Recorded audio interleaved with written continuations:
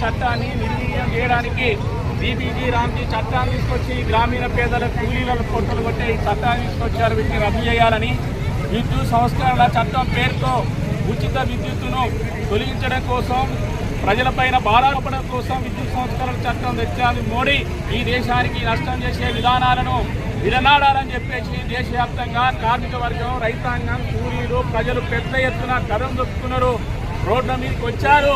ఈ బీజేపీ ప్రభుత్వం తీసుకొచ్చినటువంటి ప్రజా వ్యతిరేక విధానాలను ఉపసంహరించుకోవాలని చెప్పేసి సిఐటిగా ప్రజా సంఘాల తరఫున ప్రభుత్వాన్ని మేము డిమాండ్ చేస్తూ ఉన్నాం.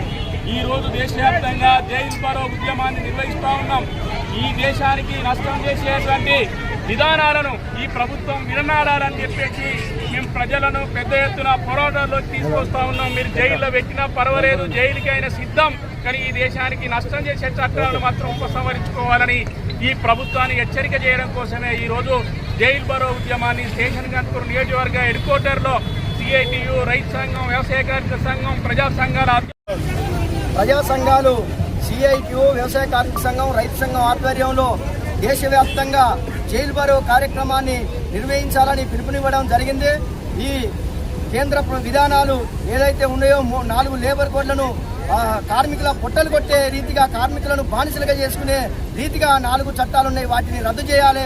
అలాగే వ్యవసాయ కార్మికుల కొట్టడం కోసం బీబీజీ రామ్జీ చట్టాన్ని తీసుకొచ్చారు. గ్రామీణ ఉపాధి హామీ పథకాన్ని రద్దు చేసి బీబీజీ రామ్జీ చట్టాన్ని తీసుకొచ్చారు. దాన్ని రద్దు చేయాలి. అది కనుక అమలయ్యేది ఉంటే కార్మికులకు, వ్యవసాయ కూలీలకు రోడ్డున పడాల్సిన పరిస్థితి వస్తుంది. కాబట్టి బీబీజీ రామ్జీ చట్టాన్ని వెంటనే రద్దు చేయాలి. అలాగే రైతు వ్యతిరేక విధానాలు ఏదైతే అమెరికా ఇంకా ఇతర 34 దేశాలతోటి ఏదైతే వ్యవసాయకు సంబంధించిన ఒప్పందాలు చేసుకున్నారో ఆ ఒప్పందాలను రద్దు చేయాలి. ఈ కార్మిక, రైతు, వ్యవసాయ కూలీలకు వ్యతిరేకంగా ఏదైతే మోడీ ప్రభుత్వం చేస్తున్న విధానాలపైన అన్ని ప్రజా సంఘాలు మద్దతు తెలుపుతా ఉన్నాయి.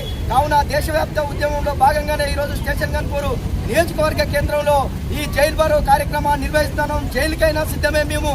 ఇంకా మోడీ బుద్ధి తెచ్చుకో. మొన్ననే యువకులు, విద్యార్థులు అందరూ కూడా బుద్ధి చెప్పారు. రైతులు, కార్మికులు కనుక రోడ్డు ఎక్కితే నీ పని అయిపోతుంది, నిన్ను గద్దెనుడగొడతారనేది హెచ్చరిస్తూ ఈ చట్టాలను రద్దు చేయాలనేది మేము డిమాండ్ చేస్తున్నాం ప్రజా సంఘాలుగా.